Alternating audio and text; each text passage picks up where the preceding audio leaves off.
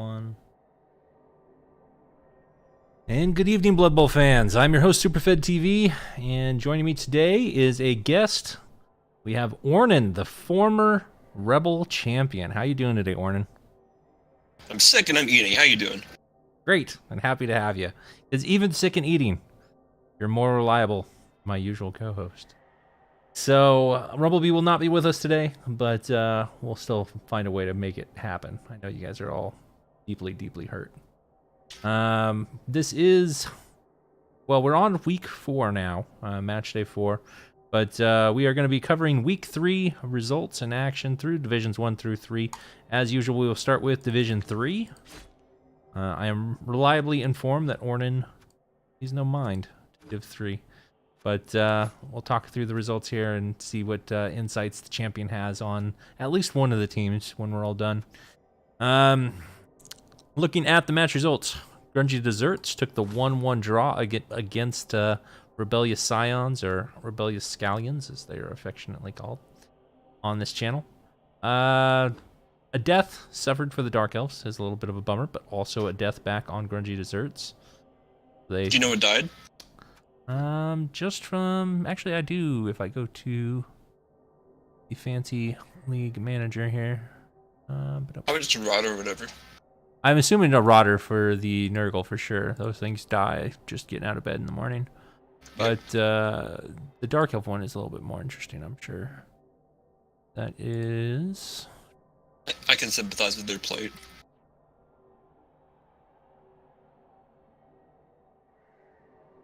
It was, in fact, a pointless rotter that no one cares about, and a pointless lineman that no one cares about named Ferris Bueller. Good exchange. Yeah, pretty much. If you had to have something go, that would do it. A niggle on the kicker was suffered for the Dark Elves, as well as an MNG, a couple MNGs. So their next opponents will be benefiting from a very, very, very depleted Dark Elf team who's already off to a pretty rough start at 0-2-1 for the season.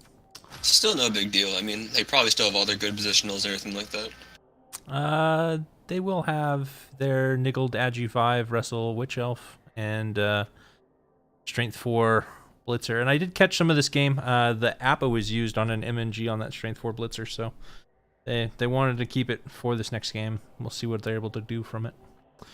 Moving on, Mutants in Human Clothing got the 1-0 win over Darkanon in the match that kept everyone from rolling early. This one was played last night.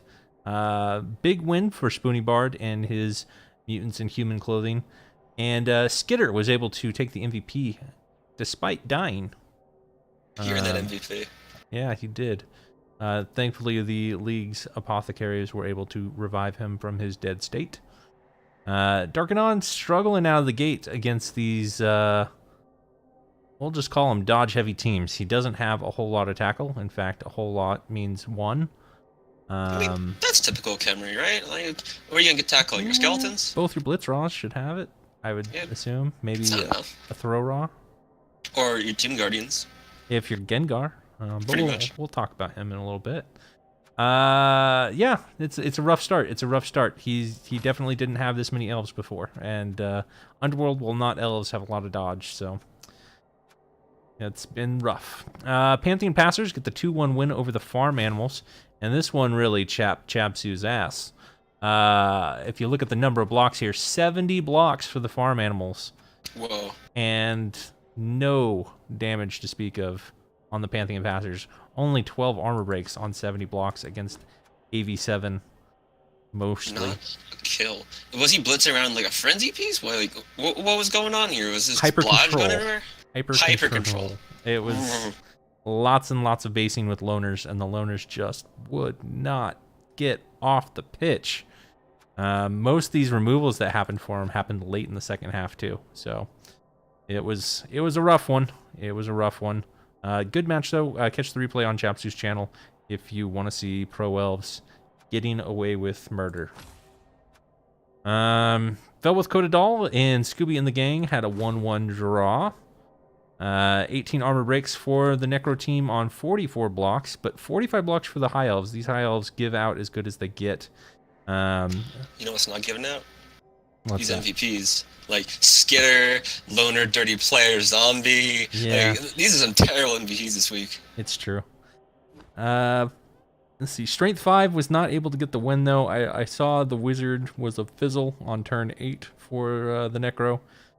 So despite being down quite a bit of TV, they also didn't inflict any real damage on this team. So just straight 8 turns and a score back and forth. Pretty standard. Sounds pretty standard. Yep. Please Don't Murder Me lost 1-2 against Murder's Row. Luxama still struggling in this division. But Murder's Row were one of the stronger Necro teams to play against these elves. They get a big win. Much needed win for their season at 43 blocks, getting 6 removals. Only 17 blocks for Please Don't Murder Me. Try and get those block numbers up, when we're comparing these high elf teams. The ones that are doing better are averaging 30 or more blocks a game. So if you just play the straight up Agi game, you're going to get pounded on here. Of course, playing the Agi game is more risky when you can't take those 2-die blocks with block. Yep. Lebowski Urban Achievers got a 2-2 draw against not FDA approved. Super Dragon 5,000 or 6,000 is still alive. His new buddy here, Red Zone Extreme 3,000, is a Mighty Blow catcher as well, stealing that MVP. 2 Mighty Blow on those high elves. They are in it for the fight, and there you go, 39 blocks. Out blocking, or sorry, 34 blocks. Just barely getting out blocked, but keep it in there with Lebowski Urban Achievers, and they get that 2-2 draw. Sure Dog, people questioning him sticking this team out. He got some last-minute player market acquisitions, keep this team alive. But hey, Cogwhistle, thanks for the follow. But he was able to kind of, patch together a team and make something happen. So far, he's not experienced a win yet, but he is putting up draws like this that keep him on the board. It'll happen eventually. And finally, my match of the week that I actually cast on my channel: The Secret of My Success versus Cheese Tactics Mark II. Orcs everywhere. Orcs everywhere. 43 blocks apiece, but Cheese never had a chance. The big thing from this, the 5 or 15-second version of how this match went was Cheezix got the ball first, didn't get very many removals to start, forced it down one side of the pitch. Rusty got in front of the ball and kind of shut down the sideline, and rather than retreat, Cheese said, "No, I will go forward at all costs." Rolled a bunch of 1 dice. It did not pay off. Ball got turned over and stalled out, and then removals actually happened for Rusty Sea Butter and started getting that going, and he got the win. So 68% ball possession, and it goes to show how much control Cheese really had here. Well, I'll tell you what wasn't the secret of his success: hyper control.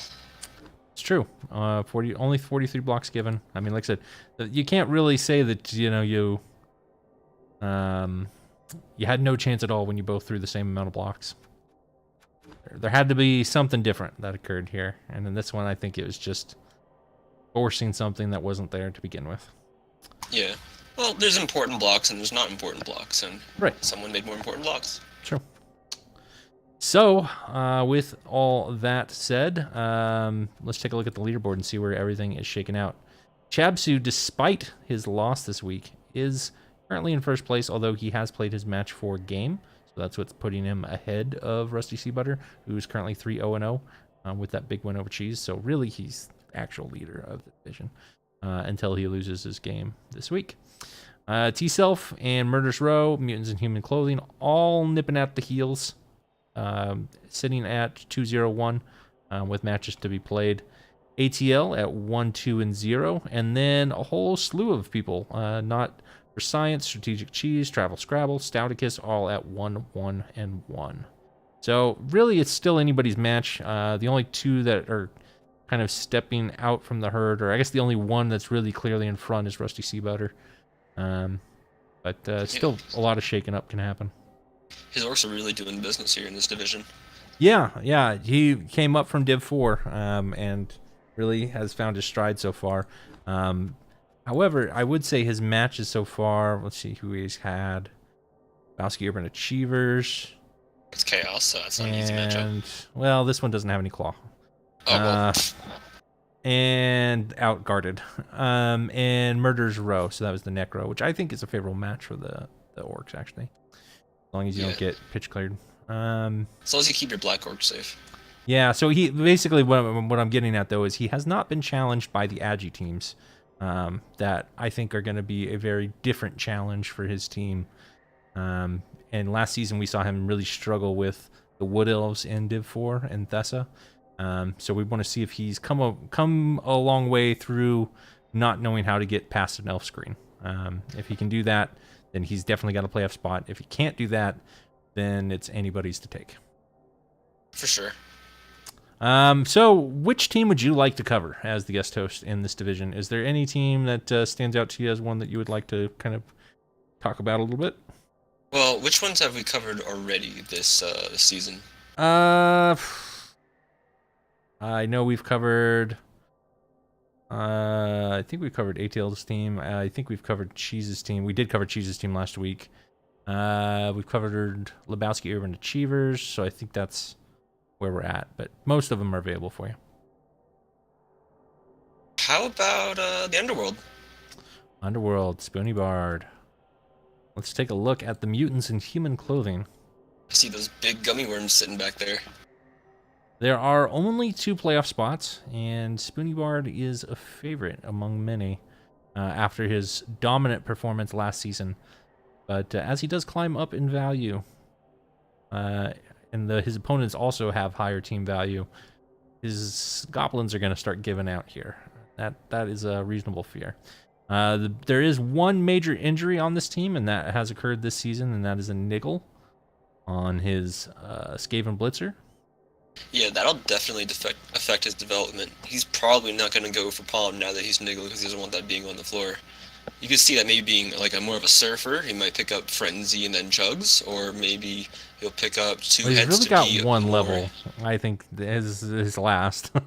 I don't see him making Legend, but I do like the idea of Frenzy with his horns. I think Horns Frenzy is a good combo. Of course. You always want Strength 4 on your Frenzy pieces if possible. Yep. Jugs is also, I think, a fair choice even without Frenzy or piling on. Just being able to take out wrestle pieces and ignore Fend is huge. It would be great versus like if you had a lot of dwarves in your division, but considering there's also a big orc team to beat, Jugs would be great because he has to worry about the all the black orcs with stand firm and whatever. But the problem is, I mean, he has horns, so he doesn't really need Dauntless, and he doesn't have that much guard, so Dauntless isn't going to help him that way. So I guess Jugs would probably be the best pick because you don't want to put your niggled piece frenzied up in everyone else's business. Yeah, or have to make a dodge out and kill yourself on a dodge, because that often happens. Who doesn't? What else do you like about this team? I like that the Skaven lineman got an agility up and became relevant. Yeah, he's not that fouling positional that Metal always wants those to be. Yeah. The Horns wrestle piece is cool. If that thing lives, it's going to become pretty notable. I mean, been around a while. You see it pick it up? Yeah. Well, if it's been around a while, it should be developing a little bit faster. Yeah, he doesn't give the ball. I mean, you don't really give the ball to goblins. They sometimes land with it, but you don't actively try to tempt animosity. MVPs and whatnot. Yeah. What do you think that kick thrower is going to grow up to be? Because he definitely looks like the most expendable positional of the non-developed thing we have on this team. I mean, he could get kickoff return, but use it as like a adjustment positioning thing against perfect Ds or blitzes. I don't know if that's really needed per se on this team. It's weird because Skaven throwers don't have the best access. No, they don't. Because if it had agility, I'd be like, okay, get kickoff return and get catch, make it like one of those kind of pieces, and it can go over and hand off the ball to someone who wants to score. But as it is, it's just kind of like a kick piece. And yeah, I don't see him prioritizing leveling it up. He's got the insect with extra arms and big hand and 2 heads, so I don't think he needs a second insect. No, not at all. But kick itself is useful. So it's probably fine where it's at. But if it does go further than that, you hope for doubles. If he were to level again, I would probably stick with 2 heads just to kind of Yeah. give it more utility and make it relevant. 2 heads is always helpful. 2 heads and tackle. I think, an extra tackle piece would be cool. Yeah, Bend if you want to go the defensive route as well. Just because then if your screen gets weakened because you're low on players after goblins get removed, having a single fend piece on one side is a pretty solid deterrent. Is Underworld big on basing the ball? No. No, that I don't see it being like a real like ball harrier or anything like that. So No. yeah, that's pretty much all I can go. So what's next? All right. Well, let's take a look at next week's matches and make some wild predictions out of our ass. We've got Grungy Desserts versus Not FDA Approved. This is Stouticus's Nurgle team against Super Dragon 6000 Strength 5 Elf Extraordinaire. I don't think Stouticus has had the greatest start against elves, because he drew the rebels, or what is it? The Rebellious Scions last week, and they were the weakest elf so far. So I'm gonna go with Not FDA Approved here. I'm gonna go FDA Approved as well, because this doesn't look like an anti-elf Nurgle team. This looks like an more like bash Nurgle team.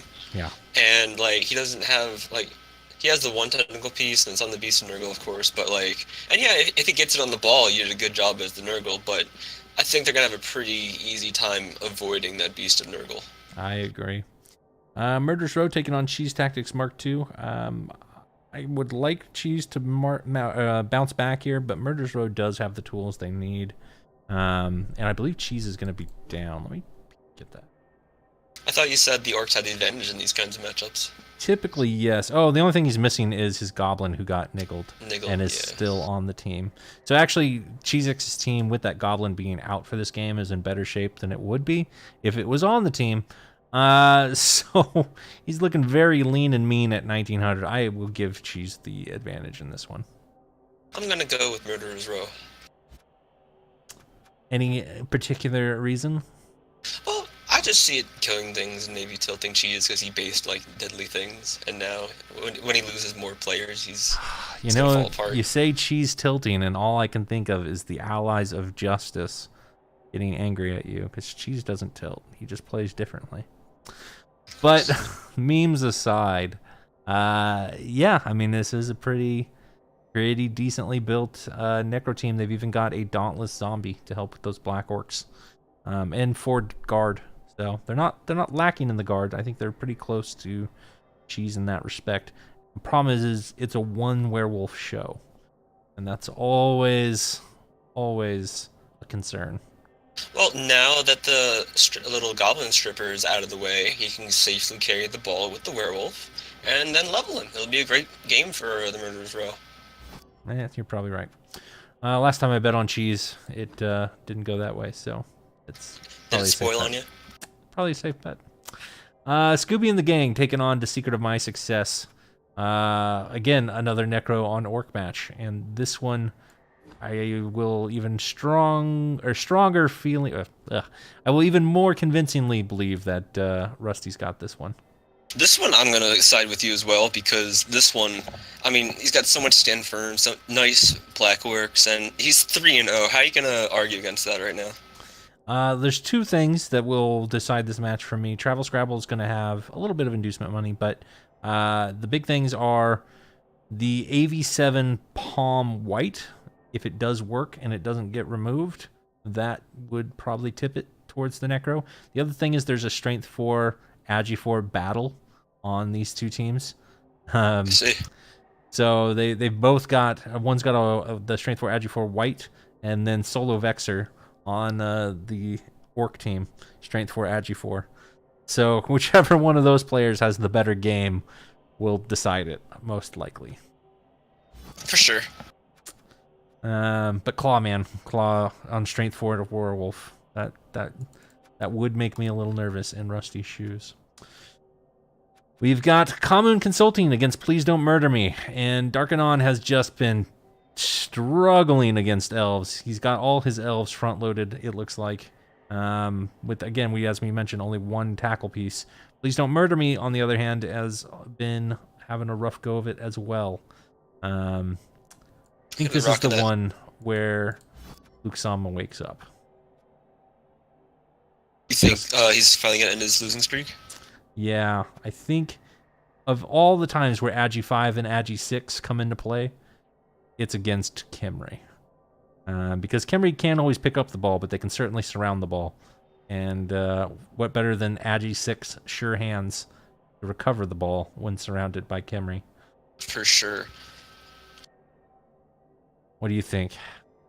Looking at the teams right now, we have a really nice sidestep Fen diving tackle piece that I think will be instrumental in controlling the blitz Raws should they manage to get the ball away from the Tomb Guardians and whatnot. Yeah, I think that's a good piece. It doesn't have shadowing, but it's a good piece. To each their own. It's only a matter of time. Yeah. The strip ball being out this game, I don't think is a huge deal either, because typically Khemri only carry on their throw rods. So there's a lot of guard on this high elf team. Yeah, there is. With that much agility and that much guard, you could do anything. Yeah. And the next matchup we have, speaking of doubles on elves, Fell with Cotadal versus Rebellious Scions. This one's going to be the biggest TV gap of any match played in Rebel this season, would be my guess. 2360 High Elves versus 1530 Dark Elves. I guess he'll get some inducement, or he'll get some loners, so that would be 1, 2... Yeah, 2 loners. 140. Yeah, I guess it won't be that bad. It'll be 1670 roughly. It's really a shame. Superfed does quick math, so it's about 700 in TV inducement. Now, that's of course you want 2 star players for this matchup, but do you think any of them can match up to like the level that the actual live players this with? Yes. No, I don't think there's a single star player available to the Dark Elves that can compare to a Strength 5 High Elf catcher, or even the Strength 4 Frenzy catcher. I mean, or not catcher, lineman. That's right, this team's lineman heavy. Glorious lineman. Yeah, if you love linemen, this is the team. Rowless being the best of the best. If the Dark Elves or Wood Elves, I would say they would be my favorite because they would have Jordell and they could combine that with Eldril to do shenanigans. But I'm going to give it to the High Elves. Yeah, I mean, to me, inducements are never as good as the real thing in the first place. And when you compound that with this particular team having every single tool in the tool belt, they've got Mighty Blow, they've got Tackle, they've got Strip Ball, they've got Agi 5 Leap. Yeah. I think their best shot is to get a Wizard, do some Agility 5 shenanigans with their Witch Elf, get the ball out, and try to win one up off of that. Yeah, this team, Too Tall Brown, welcome to the channel. This isn't even that many games. This is basically 45 games on this team, and they're 2,300 with just gobbles of development. And they've lost players along the way. They've already lost. They had before this, they had an Agi 5 line elf that was Wrestle Dodge Tackle, a Wrestle Dodge Strip, that they died last season, and yeah, it's crazy. They also had more developed blitzers at one point too. So when they win big. That's what I'll say. They probably do they like pass farm a lot? This looks like a team that would appo their linemen very, very often. Like well, and they, I mean, yeah, you've got 2 level 6 throwers, so yes, there's a lot of passing. Look at, I mean, that's 160 SPP just on throwers. 170 actually. That's insane. It's SPP well spent. Yeah, this team is something. But when you look at their stats, though, I mean, they're just right down the middle, 33, 33, 33, basically. Just barely winning more than they draw or lose. Yeah, and the really a lot of potential is on like the new players. Like if you happen to Yeah, lose a lot of the old positionals, you still have a strength 5 catcher to develop, right. strength 4 lineman, all these pieces that are going to carry even if the old legends die. Yeah. Do you keep the Agi busted blitzer with Mighty Blow? Yeah, Agility 3 isn't that bad for dodging if you're doing it at the end, and if you're doing it right, you can probably get away with not having to dodge with them that often. I think I agree. Only because the other Mighty Blow is a AV7 catcher that's already move busted, and if you get another stat bust on that one, you probably fire it because it's 200k. Yeah, And I think you'd rather have the AV7 one be the one that, who knows, maybe he gets piling on, and who cares about Agi 3 when you've got a Palm High Elf at that point. for sure. But yeah, for attrition, he's probably blitzing with the catcher, and he's probably putting Miltonel in like a low priority position so that Right. if he comes in a position, he can base and hit something, and then if he gets outnumbered, he can bring the strength 5 in there and be like, pop, and then he gets a 2-eye block with the Mighty Blow guy. Yep, exactly.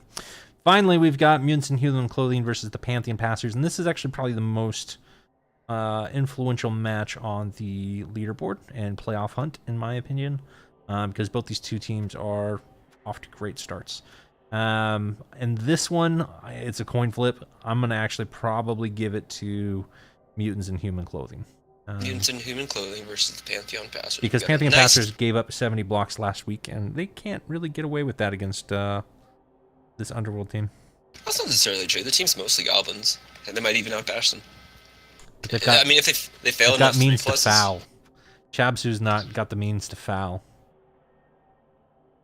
Really? Let me see.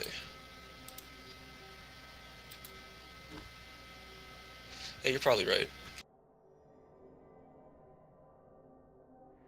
We'll see. We'll see. Yeah. I'm gonna say draw. Fair enough.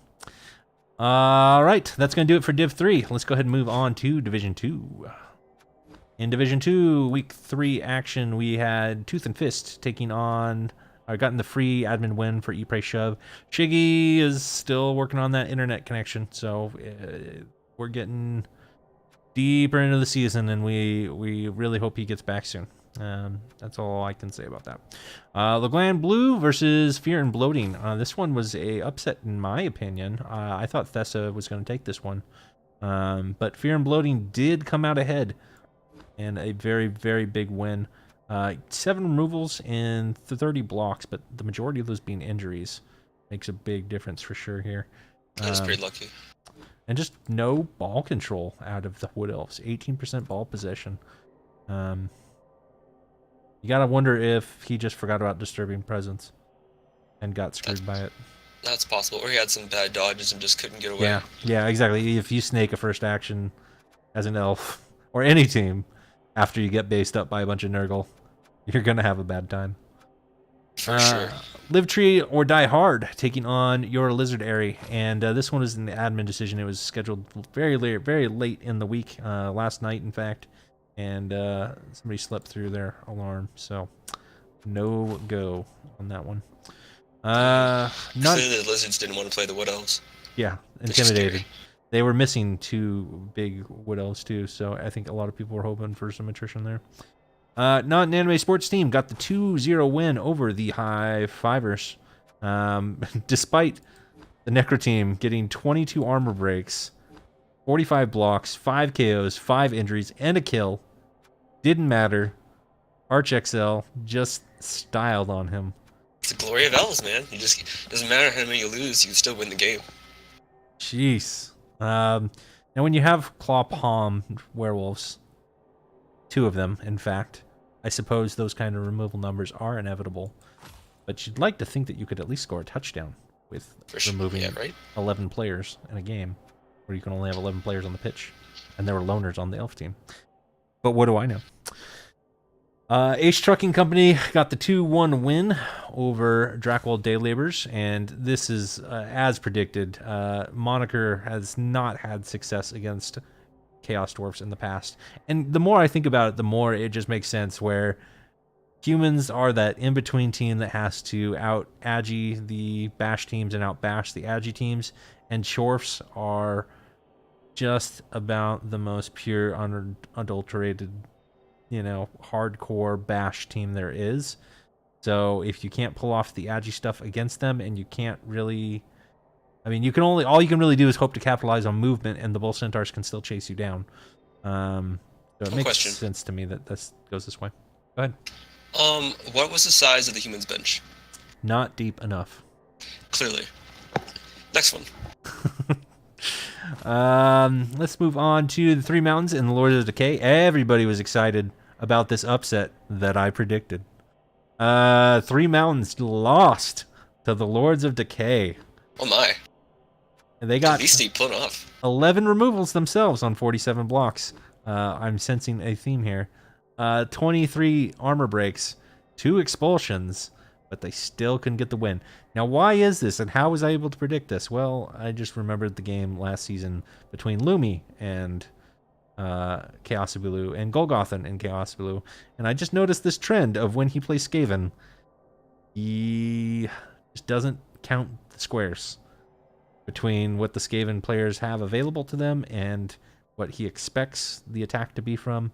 And yeah, it's in my opinion, it's a mental gap in his play where he just can't calculate the Skaven bullshit, and it catches him. Perhaps when he gets like a safety to help work with that kind of problem, he can come back against the Skaven. But for now, there's huge movement gap. It's going to keep playing against him. Yep. Great MVPs, by the way. Yeah, this is kind of the opposite of last division. Strength 4, getting that level up.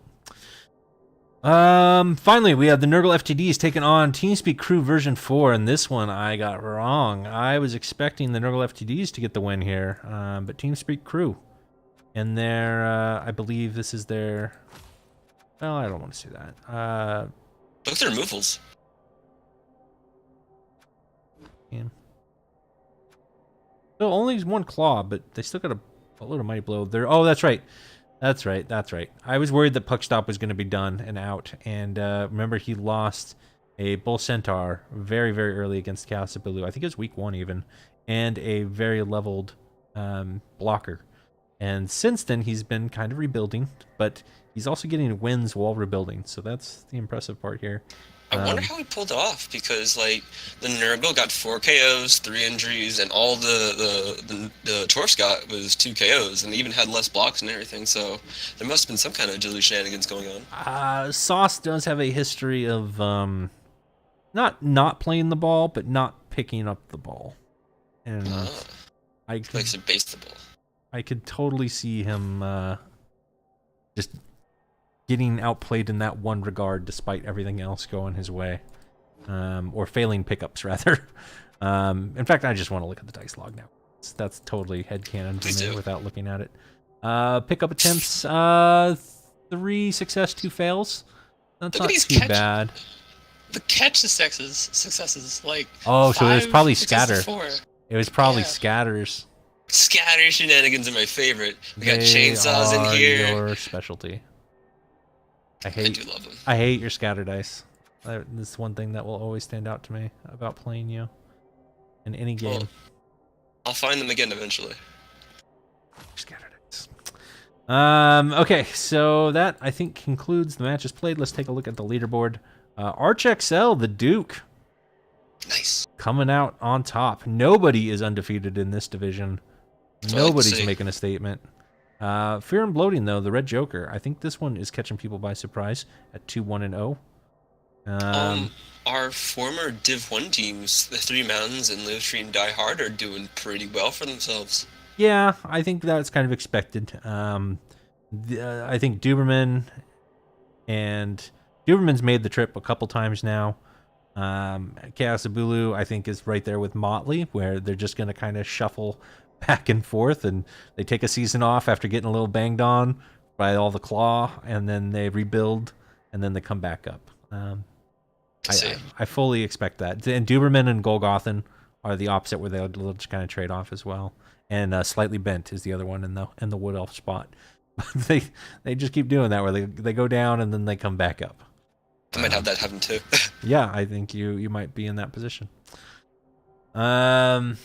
Oh, we got a wall of text from Chaos Bulu. Honestly, I think that's fair. Skaven is easily my worst matchup. I will say to Khaleesi's credit that the mistake he capitalized on for the win was really small one. He did an excellent job exploiting it. Having said that, it would have been a draw if not the Skaven win there had not been double riots for a 14-turn game. The 14 riots thing has been happening a lot lately. I've seen that in several games so far.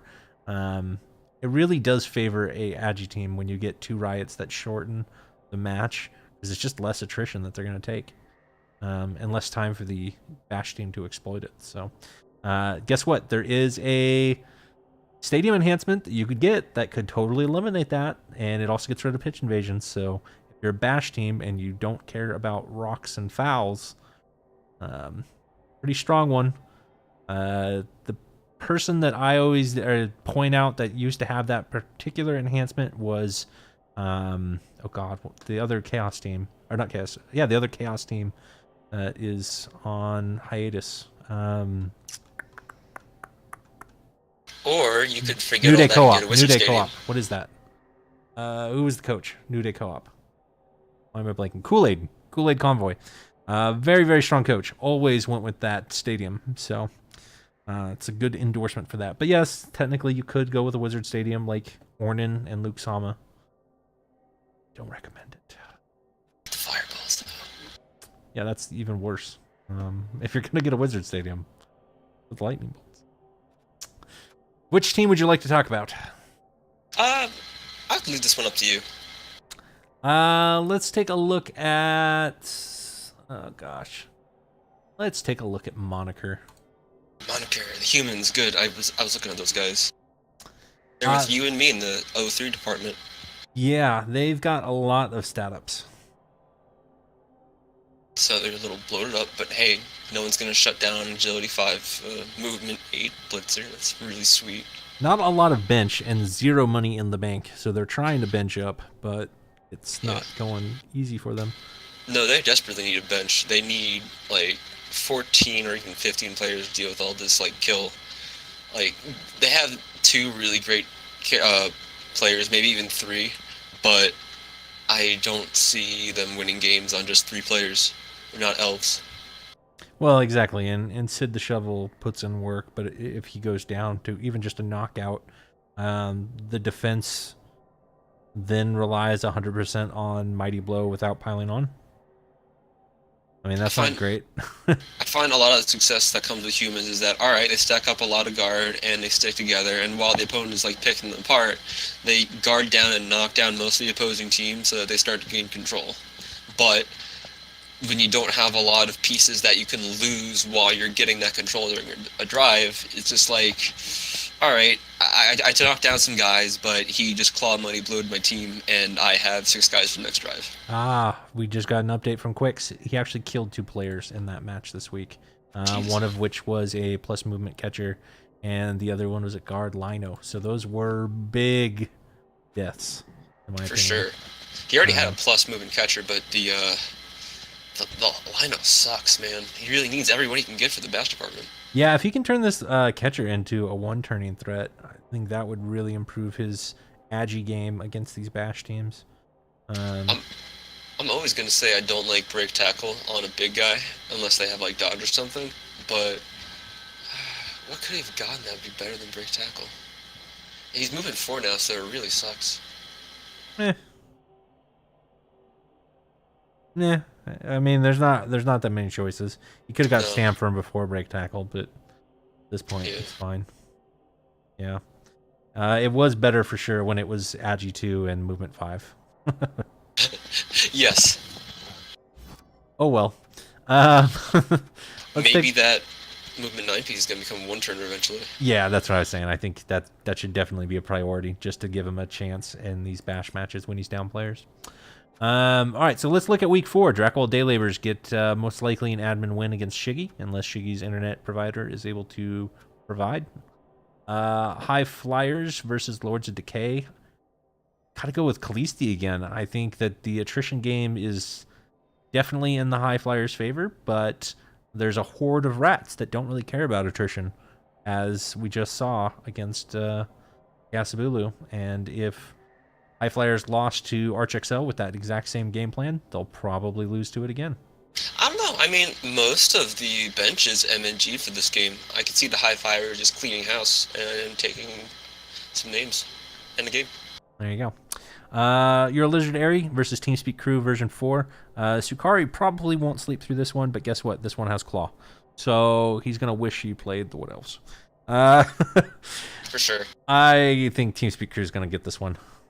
I mean, if they can beat the other team, they can beat this team, right? That's, How much Claw they got? 1 or 2, but not a ton, but enough. Enough to take out some lizards? It's lizards.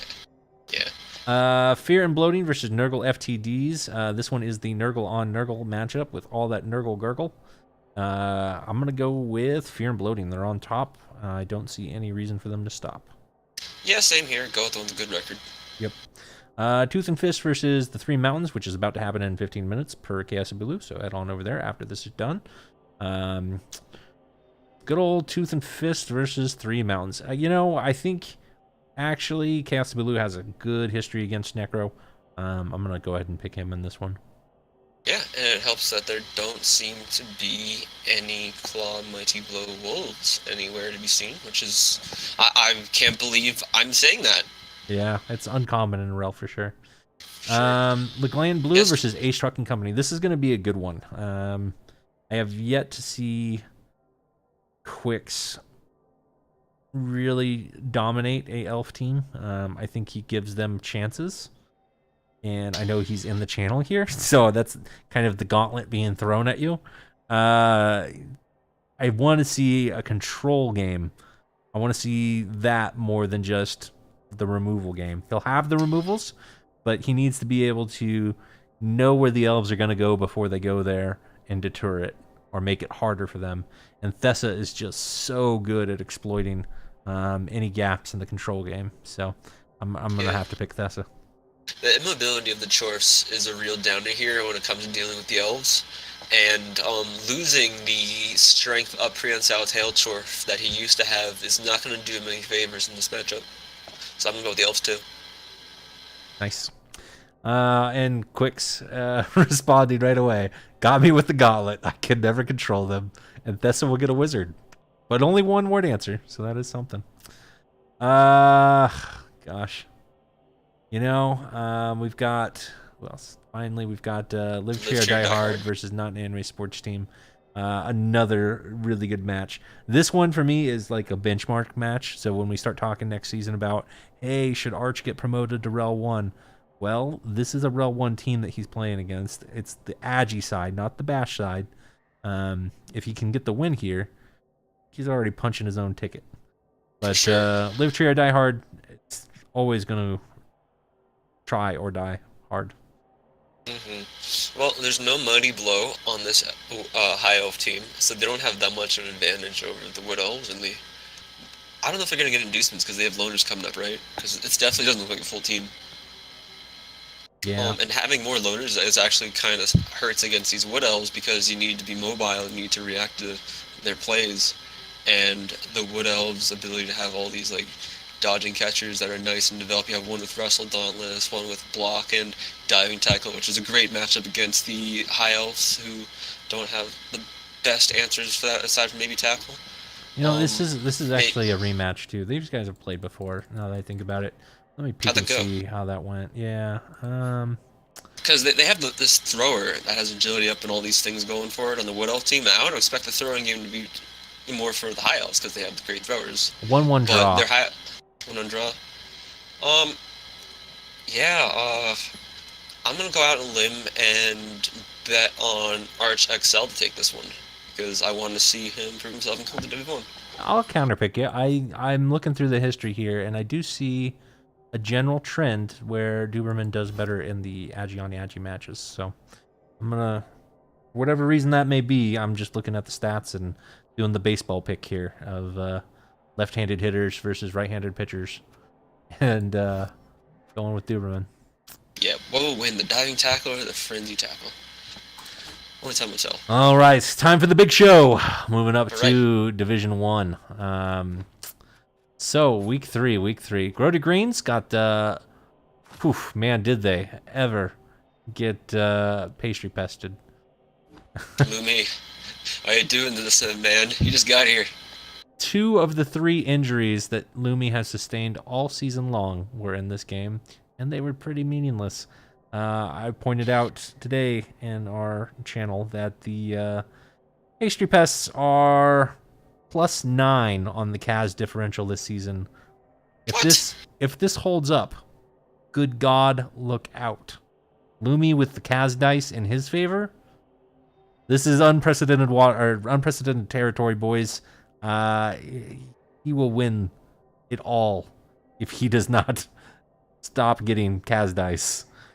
Yeah, he could surpass Horny Cricket this season if he keeps this up. It's scary. It's scary. I don't know. I don't know what else to say other than that. A 3-0 win against the Nurgle team that was on the top of the leaderboard previously. That's a statement. I would be very nervous if I had to play Lumi this next couple weeks. Looking forward to it. Then we had Tribu Urbana versus Rats Oftia. Tribu Urbana and Pro and a Party, the 2 Pro Elf teams, both started out with Lumi and Golgothan. Lumi destroyed Souls, Pro and a Party, and was very gentle to hipsters Tribu Urbana. Conversely, Golgothan was extremely gentle to Pro and a Party, and this time they destroyed hipsters team. Only 2 injuries does not sum up the damage here. There was a real smackdown on hipsters team, and all those removals came very early, and they did not stand the pitch very well. So. Man, they don't have any armor breaks versus these rats. No. What is with the rats surviving all of their games now? I don't know what happened. Stop this. Yeah, you do. Speaking of Pro and a Party, they got the game 2-1 against Animal Farm, and this was considered the match of the week. If you actually check out the website for the news, yes, the REBBL has a news website. Channel Discord, the Discord channel has a link to it, I believe. I'll try and find it and put it on my channel later too. But they did a highlight play of a red die cage dive that worked. And that's all it took. That's all it took for Pro and the Party to get the big win here, despite losing some numbers. But even really, they didn't get that destroyed. I mean, really, it wasn't that bashy. A lot of stones. Oil Miners got the 0-2 loss to Necronomics. Horny Cricket is still on a tear. No surprise here. The biggest surprise, I guess, of this game is that Zara is a star player for Dwarves. That's the surprise to me. I didn't know that. And she got. I know, right? She does not fit with the Dwarves. What do they need stab? I don't. It doesn't compute. And then why would you then take it? But okay, all right. I guess Necro. Maybe she was hoping for the Niggled werewolf. Stab you in the weak spot. Necronomics gave up 72 blocks. What? What? Yeah. How much? Let me look at these regen dice. That's not that great. 66%. Wow. Yeah. 72 blocks. That was the thing, and he still got the 2-0 win. Horny, you better give me 72 blocks. I want some of those. Right? He certainly didn't give me that many. God, I hated that game. That was probably that was my worst game of the season, and I was still trying to clinch at that point. I'm still looking to get one win over Horny Cricket. One win, I'll be happy. That's all I want. I've been close, but he always just stomps me out at the last second. Yeah. Straight Up Flatulence versus the Booze Crews. Stewbeans versus Motley, and this is the rematch from last season. Stewbeans, this is a ton of blocks. 60 to 54 blocks. Stewbeans getting 3 Kaz. 6 KOs going the way of Motley, though, so... I mean, numbers were traded back and forth, but Motley just didn't possess the ball very much. He was really only able to score in a very short time, but ends up being a draw. So that's fine. I mean, yeah, bash each other up, draw the game. It's good for everyone else. Skinky Island Boys get the 1-1 draw against Gloom and Zoom. This one much lower on the block end of things, 34-34. My player got MVP. Yeah. Booyaka. I don't know, man. This one, I felt like Gloom and Zoom is slipping a little bit. They did come in with, I believe, what was his name? Cheney. I believe they came in with Cheney. So they had 3 werewolves, and he had his replacement loner strength 4 werewolf. Well, but it had two werewolves that mattered. This match typically, I think Gloom and Zoom wins 9 out of 10 times, and the fact that it was a draw here makes me think that the departure of the werewolf is getting to him a little bit. But maybe I'm wrong. Time will tell. He's lost a few good players, but I think I would have bet on Skinky Islandoids 100% of the time. They've got that sweet, sweet one-turning skink, and I was like, all right, well, and you so have that is what happened. Gloom and Zoom had control of the match. They had all the sores off the pitch basically. There's some ball drop shenanigans in the end zone, and frankly, Skinky Island boys stalled when they should have scored. And when they stalled, Gloom and Zoom got the ball loose, and the Lizards could just not find a way to pick it up. And that was how the first half ended. And then the second half was just, again, another big pitch clear type situation and run out the clock. Well, the one-turner was on the pitch. He got fouled into a badly hurt, instantly appoed. Didn't care about any other damage on the team. The one-turner comes back on the pitch on turn 16 and gets the one-turn.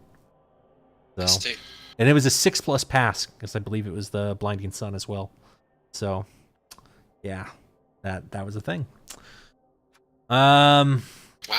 Yeah, so so as I recall all this, it's not like Fiction played necessarily any worse, just that, the spirit of the team just isn't quite there without having the second werewolf all leveled up.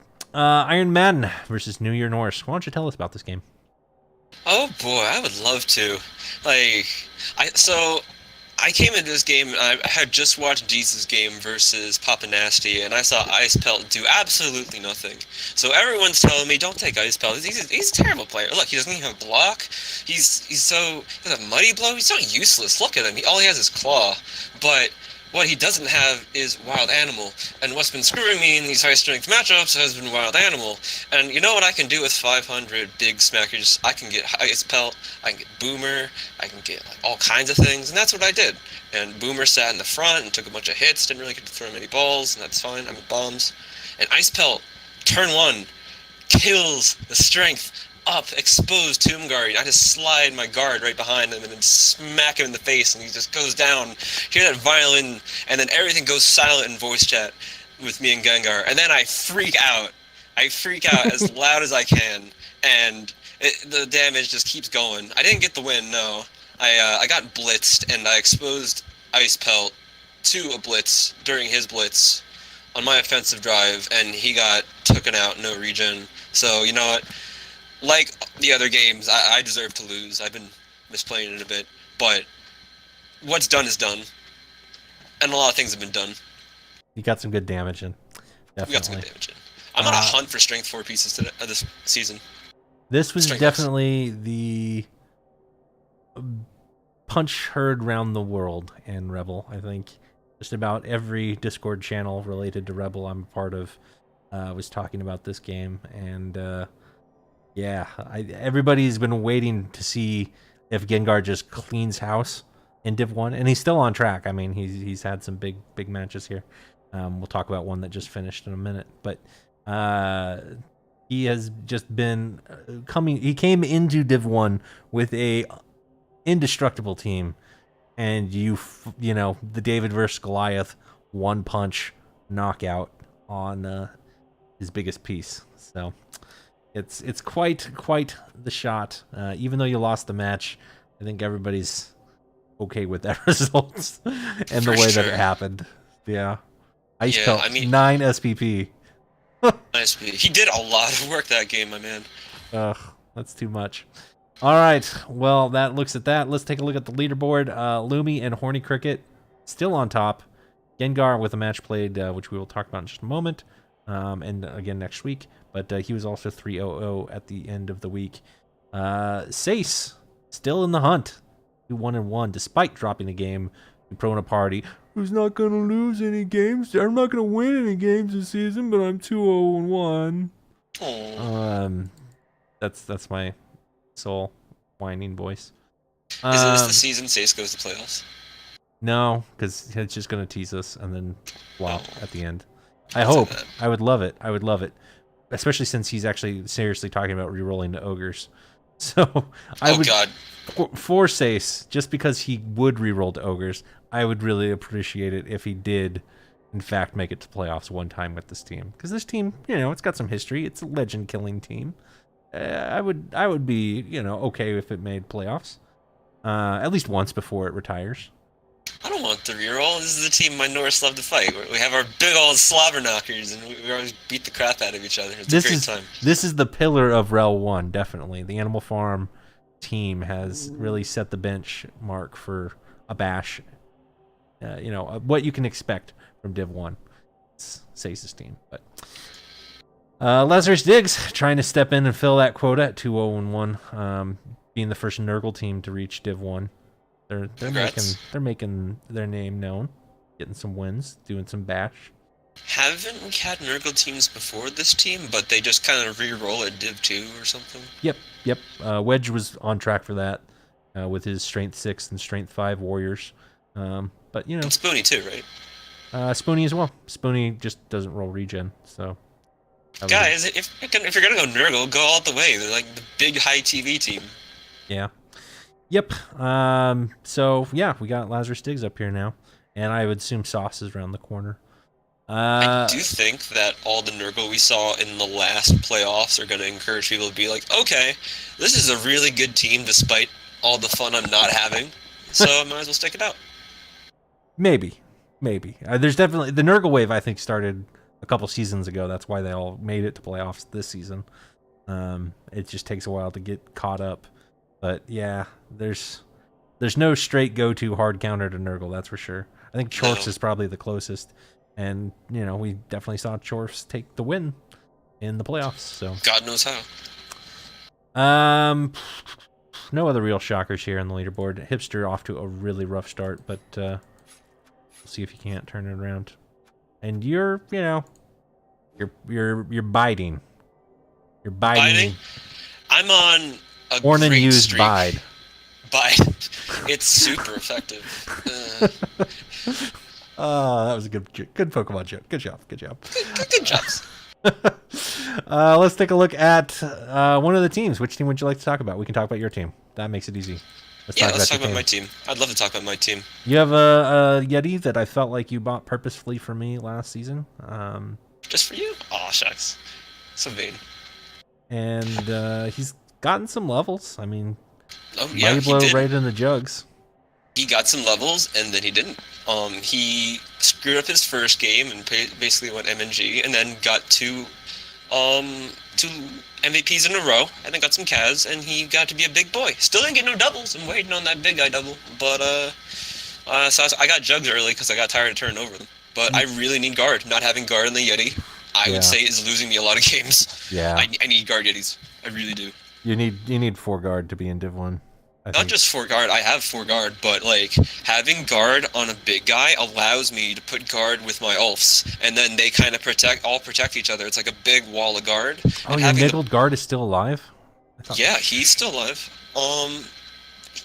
Wait. Oh no, okay, yeah. My movement busted guard you move busted that guy. There we go. We're trading move busts. Yeah. My runner also got guard, which I was surprised because I was going to be silly with him, like I always am, and I was going to give him diving tackle first and just make him the uber safety. But he got a double, so I was like, all right, I'm not going to look that gift horse in the mouth. My dirty player got niggled, which I really don't care about. I'm just going to have to put someone else up for smacking and protect him a little bit till he gets sent off.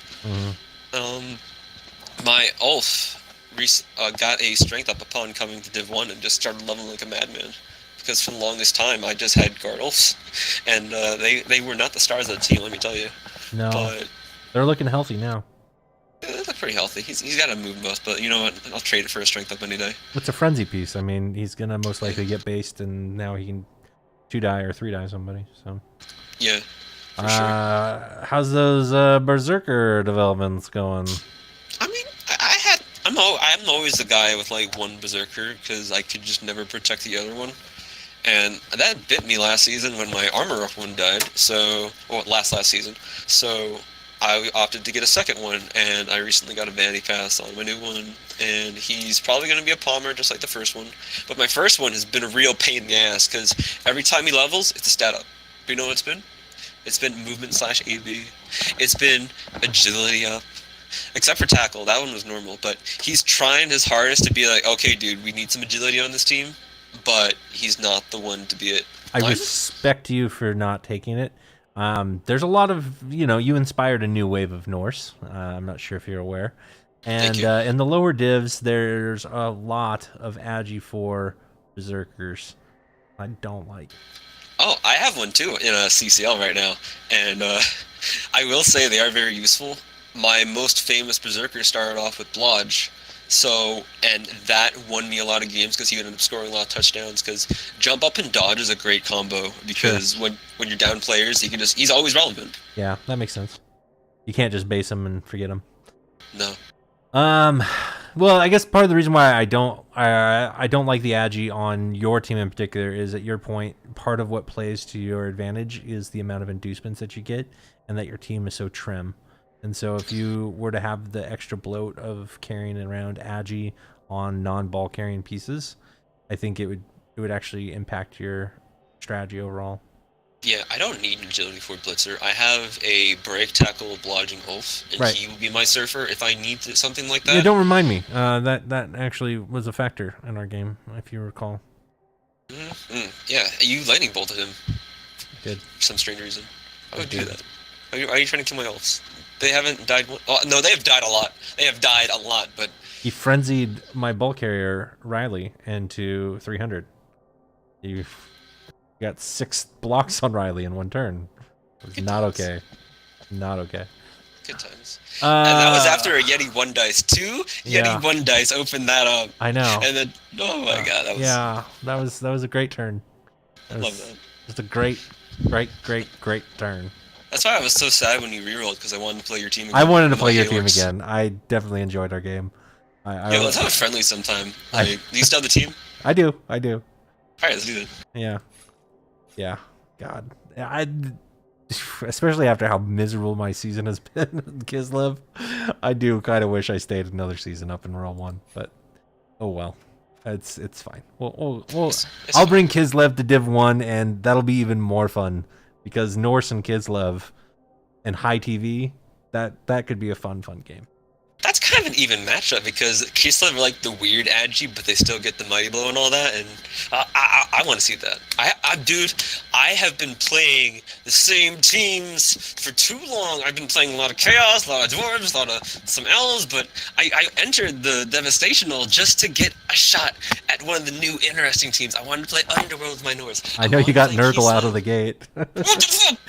I got Nurgle and Chaos and another Norse team, which is pretty cool because it was kind of reminiscent of the finals, and that was fun. But I wanted to play something new, Kislev to Div 1 would be first. Gengar's cheering me on for Kislev to Div 1. It would be so hard for me to do that, seriously. Considering the number of divs in active teams right now, that we're up to 9 divs, and I'm in Div 10.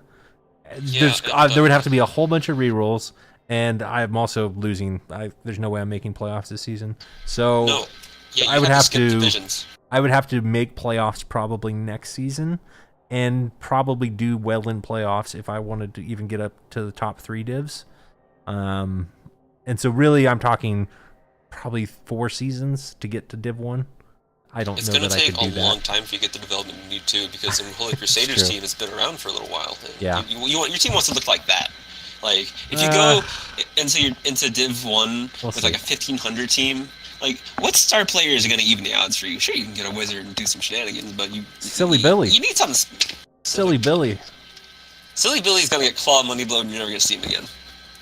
Silly Billy's great. You need some agility up, dude. Like, isn't there like a imagine? So the reason why I could stick with Kislev is because I've just convinced myself that they are a very, very Skaven-esque, just without mutations. I thought you were going to say they're very, very Chaos or High Elf-esque, as in they get better at high TV, so you're just they do. Stick it out. That's all true. But they're kind of like Skaven once you get skills on them. And now I've got a movement up catcher. But if you have 4 catchers that are 2, 4, 7, and you've got them with skills and development, and they can all leap, and you get Wrestle and Dauntless and shit, they can play a very Skaven-like game. and then you've got decent linemen behind that. But it's the hardest part, and the reason why you can't just jump up to the top TV games is the blitzers. The blitzers absolutely take a long time to level, and the difference between a level 5 blitzer and a level 2 blitzer is game changing. It is. It's like developing a vampire, except without the agility 4 and all that extra stuff. Like, about as useful as a rookie vampire, but also about as useful as like a legend vampire. You do some good stuff. Right.